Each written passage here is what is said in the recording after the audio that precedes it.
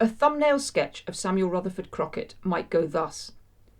Born the illegitimate son of a dairymaid, raised by radical Cameronian grandparents, died in the arms, allegedly, of a Catholic priest. This wholly inadequate picture, which tended to focus on his short-held role as a minister and underplay the significance of his career as a professional writer at a time when publishing was undergoing a revolution, was held throughout most of the last 100 years, at least in academic circles. That's one reason why you won't find Crockett in any canon of literature, English, British, or Scottish. However, 10 years after the founding of the Galloway Raiders, during which time I have been assiduously digging up the Kale Yard, a new picture emerges. My interpretation of Crockett's work might be described as revisionist, or it might simply be that I have dedicated a huge amount of time to reading and rereading Crockett's own writing, both published and private, and in putting pieces together in a new way. I have been motivated by the intention to give respect to an author who, I believe, has been sorely misinterpreted to the detriment both of Scottish literary history and culture.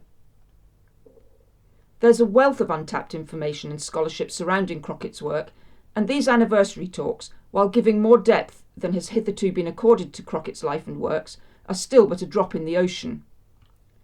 Topics abound, and I have picked some that are of most interest to me, or that I believe are of most importance for others to consider in their own exploration of Crockett as writer and man. Crockett's first, hugely successful collection of sketches and short stories was titled The Stickit Minister and Other Common Men. The word stickit refers to someone professionally stuck in a position. For example, in Crockett's time, a minister who could not progress up the career ladder to get a parish of his own. Crockett tends to refer to men who become stickit through no fault of their own, but rather through their own virtue of self-sacrifice. Where a parish could be bought, if the money was used instead, for example, to fund a brother's medical career, a minister could become stickit, like Crockett's title character, Robert Fraser. In the mid-19th century, the ministry was a profession, and Crockett entered it as such. He wanted to make his mother proud, and more importantly, provide for a wife and start a family. The itinerant life of a travelling tutor-cum-journalist somehow didn't have the same appeal to the Manchester mill owner whose daughter Crockett wooed and won. But Crockett spent less than a decade in the ministry, while he wrote professionally for some 30 years, and he left it in favour of full-time professional writing as soon as it was financially viable. Ironically, it was the religious press that gave him the means of escape. Crockett held both ministers and the communities they lived in to account through his fiction. Some of the early stories do end in what might seem to us today a somewhat cloying homily that God is wiser and or more charitable than man, but these stories stem from the days when Crockett was writing for religious publications such as the Christian Leader, and it would be folly to bite the hand that feeds. Within the constraints of his publishers, he's quite outspoken, not just about society as a whole, but the ministry in particular. We have drunken ministers, ministers who bully and are bullied by their parishioners, good men gone bad, and bad men on the make. Ministers are not, after all, God. An early novel, The Lilac Sunbonnet, offers a similarly satiric interpretation of Old Licht's religion to J. M. Barrie's The Little Minister. We may have lost sight of the fact, but Crockett's contemporaries were aware that he and Barrie were criticising, not condoning. Crockett's published work is riven through with religion, but his fiction is not determined or defined by it any more than the man himself was. It is used primarily as a mirror, reflecting the prejudices of society. From the Covenanting novels to the 19th century, rural domestic tales, and from the European historical adventure stories to the sensationalist popular fictions of his later years, religion is just part of the colour of the community, and only occasionally does it become central as a theme. The Killing Times offers an example. Crockett's take on the Covenanters is different from those of other writers. He's partisan because he's of Covenanting stock himself. Cameronianism bred them tough. Crockett's Cameronian grandparents thought nothing of taking a near 20-mile round trip to the nearest Cameronian kirk, passing any number of other churches on the way. The Cameronians took up arms in the Covenanting cause, and their heroes are Richard Cameron, Peden the Prophet, and John Macmillan. Crockett writes fictionally about all three men. Cameronianism is fundamentally a fighting religion. Crockett considered it a badge of honour as a child when quizzed at school with, "Can you fecht?" and he stepped up and proved that he could. It was a trait he never lost.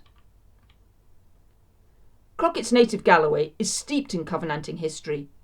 He wrote 5 novels set in the Killing Times: The Men of the Moss Hags, 1895, its sequel, Lochinvar, 1897, and The Cherry Riband, first serialised as Peden the Prophet, 1905. These all offer good examples of how Crockett embeds religion into his historical action. They are of the style of Stevenson's Kidnapped and Dumas' The Three Musketeers. They offer a different perspective from either Walter Scott or John Buchan's forays into the subject. Lochinvar is much more musketeers than ministers, and Silver Sand, 1914, prequel to the more famous The Raiders, 1894, shows Covenanting in all its fighting glory and horror. In The Cherry Riband, Peden the Prophet is little more than a minor character in the story which originally bore his name. Most famously, Covenanting is central to The Men of the Moss Hags, 1895, where cousins Will and Wat Gordon, one Whig, one Jacobite, offer us a picture of a divided Scotland. But here, religion is often little more than a foil for politics. Even in The Standard Bearer, perhaps Crockett's most obviously religious story, being a fictionalised life of the great Cameronian preacher John Macmillan, religion is still seen as just part of the wider fabric of society. Crockett covers the full range of religious persuasions in his writing. In the medieval setting of the Black Douglas, French Catholics are portrayed as evil, personified in the character of Gilles de Retz, later used by Tolkien as a template for his character Sauron. Crockett's good Scots Presbyterian characters are generally suspicious of Catholicism. However, this does not reflect Crockett's own view. He is simply holding up a mirror to religion in his society. How can we tell? Well, because he gives Presbyterians exactly the same treatment. For example, setting up Sunday schools might be seen as a noble Presbyterian ambition, but Crockett illustrates the shortcomings both of the aim and the actuality. Like his characters, as a Cameronian child, he learned to know right from wrong less from the shorter catechism and more pragmatically at the back of his grandfather's woodshed. Presbyterianism and its small-mindedness is explored many times from the early stories in the Stickit Minister through the likes of Clegg Kelly and Kid McGee to the late novel Sandy's Love, 1913. Far from being Stickit in any respect, Crockett was a well-travelled man, spending a lot of his life abroad. He sets a number of novels in Europe, as well as a few further afield, and he introduces a range of exotic religious characters in his fiction. There are followers of Sikhism, Buddhism, Mohammedism, and even, in Little Anna Mark, Voodooism. Closer to home, in what we might think of as the domestic and sensational novels of the early 20th century, we find that in Love in Pernickety Town, spiritual evangelism is put under the same scrutiny that Catholicism is in the medieval stories. Crockett uses character to explore and expose religion, but these are character creations, not Crockett's own personal beliefs. In the non-fiction The Adventurer in Spain, 1903, he writes, "It matters far less what a man believes than how he believes." I suggest then that religion was but one of the colours on his artist's palette, and of course there are stories in which religious symbolism is to the fore. Mad Sir Utrecht of the Hills, 1894, is a Gothic-style novella where we find a madman rampaging naked over the Galloway Hills. It is steeped in the symbolism of the white mountain hare and the French popinjay. Make of it what you will. It is disturbing and yet compelling. It's like something from William Blake or Samuel Taylor Coleridge. More sober is The Banner of Blue, 1903. Nominally, its subject matter is the disruption of 1843. It can be read as a simple love story, with plenty of plot twists to keep the action going.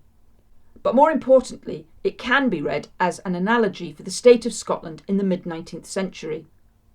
It offers an interesting commentary on a divided nation, and the connection between politics and religion. It shows a mature Crockett working on a number of levels to please the widest range of readers. Perhaps strangest of all is the posthumously published The White Pope, 1920. In America, this was published as The Light Out of the East. This novel is to sci-fi what Madsa Utrecht is to Gothic. It's unclear whether it was finished at the time of Crockett's death, though it was started and perhaps abandoned more than a year before. He wrote to a friend that "only you will get it," so he was himself aware of its bizarreness. It can be read as a sick man's exploration of the biblical book of Revelations, but that's just one interpretation. In all three of these novels, the religious symbolism is deeper than I can fathom.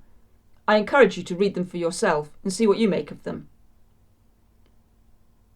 If Crockett has a religious message consistently across his work, I suppose it would be, God is love and we see him best in nature. God is love, nature is God, love is natural. Obviously, it's not a neat dialectic, but it has a sort of romantic profundity to it. The 1896 novel Clegg Kelly opens with the shocking statement, God is dead.